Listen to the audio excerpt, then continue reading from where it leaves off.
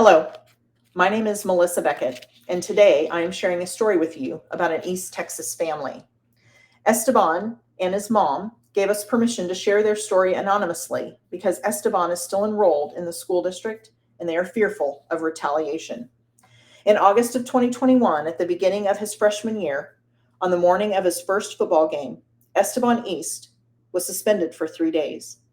Esteban not only missed his first football game, they stole his entire football season as starting JV quarterback.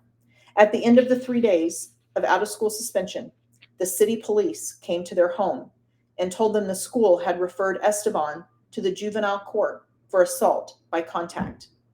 But that night, the assistant principal told Esteban's mom that he could go to school the next day. As soon as she dropped him off at school, they ran down Esteban in the hall saying, "You can't be at school. You are a threat to the other kids." They took him to the office and called Esteban's mom back to the school. When Esteban's mom arrived, they told her Esteban was going to DAEP, Discipline Alternative Education Placement, for 60 school days with no possibility of early release. The reason on the form said 22.01 Penal Code and nothing else.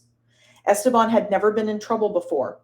They said DAP was required based on what he did, that Esteban could not play football and he couldn't be on school grounds at any time while he was going to DAP. They refused to answer any questions or let Esteban tell his side of the story. Esteban's mom begged them to tell her what Esteban had done. Who did he assault? Assault by contact? Esteban told her that he knew the girl and that he had talked to her in the gym, but that he had barely touched her below the knee for a millisecond. No matter how many times she asked, they refused to tell Esteban's mom what he had done to deserve DAP. After 2 weeks in DAP and wearing a prison jumpsuit every day, Esteban became terribly depressed. He said he felt worthless, that he was not going to amount to anything.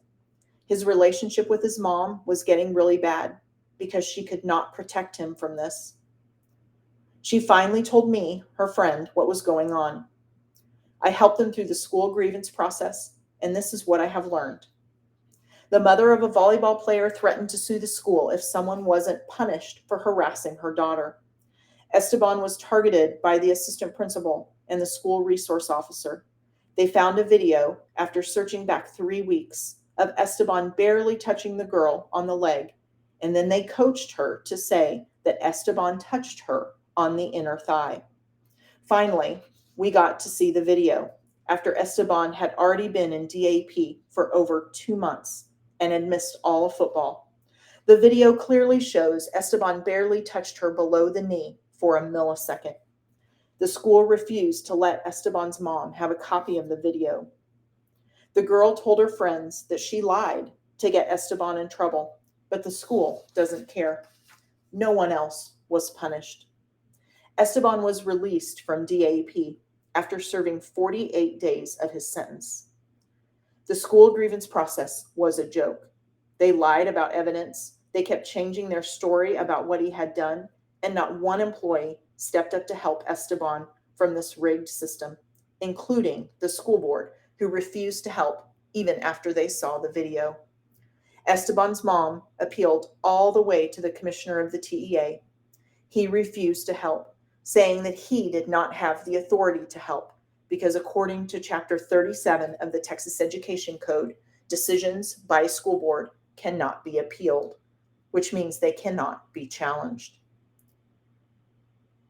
Esteban's family is begging the Texas legislature to please help fix DAP so that this cannot happen to anyone else.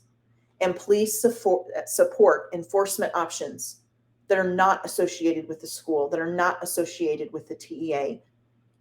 They are asking for independent enforcement options to make sure that schools are making good decisions when it comes to discipline and putting innocent kids in DAP.